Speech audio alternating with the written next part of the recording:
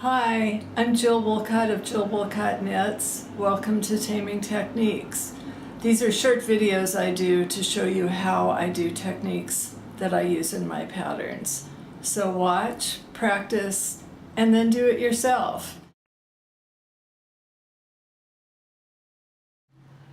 So I have my swatch. On this side I've already picked up and knit my pieces so I can show you later on how to close that. And now I'm going to do the pick up and yarn over. For this technique you need 2 needles. So I like using 2 different colored needles so that I can keep track. My silver needle is my band needle, and this other gray needle is going to be the needle that I yarn over with.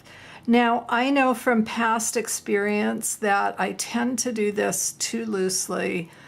So the silver one is a 3 and this one is a 1. And then I'll show you also how to tighten it up in case, like me, you can't really get it really tight.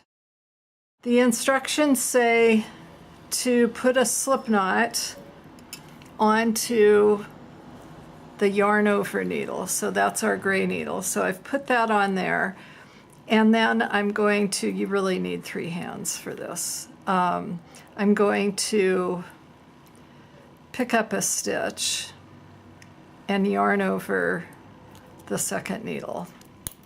So you'll soon get why I do this pretty loosely. And then I'm going to pick up a stitch and yarn over, and pick up a stitch and yarn over.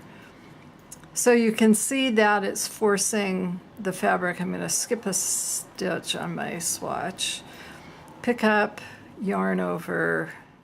You probably are getting that I have a lot more control over my working needle than I do the yarn over needle.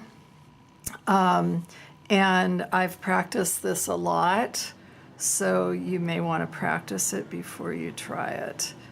So what I find on mine is that these yarn overs tend to be pretty loose. See, you can see how loose they are. So I actually need to go in and tighten up. So every few stitches, I just go through and pull everything super tight. So here you can see the difference, where I've pulled it tight and where I haven't. So I've kind of made a mental note to myself that I'm going to tighten this every 6 stitches. So fortunately we have tons of needle tips hanging around here, and we can use that to tighten up.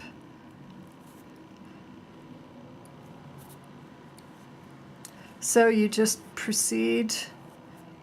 Always check and make sure that you've done your yarn over before you pick up your next stitch. And you can pull this out, which will allow it to sit even closer. So that's all there is to that technique. And then it tells you, the instructions will tell you to work your band. So that's what I've done here. The bands have been worked. I worked the pink from the right side. I worked the purple from the wrong side. And you can see here that you can first see I split a stitch, that there's a row of pink stitches there. So that's picking up and yarn over. It really is just a matter of practicing and then understanding that it takes a little bit of finessing to get those yarn overs close. So I told you I would show you what to do if you don't tighten up your yarn overs as you go. It's always easier to work on the cable than on the tip. So you want to keep the stitches on the right side fairly loose, so I would leave the stitches here on the needle tip and then I'm going to just take this cable and I'm going to kind of pull it with my fingernail. I'm going to pull everything so that the wrong side has all the loopiness on it. What I'm doing is I'm making sure that everything is copacetic on the right side and that everything is, all the looseness is on the back. Then I would work my front stitches in my band, and I would probably end up working one row less on my back, because when you pull this up, let me turn it around, you're going to have an elongated first row.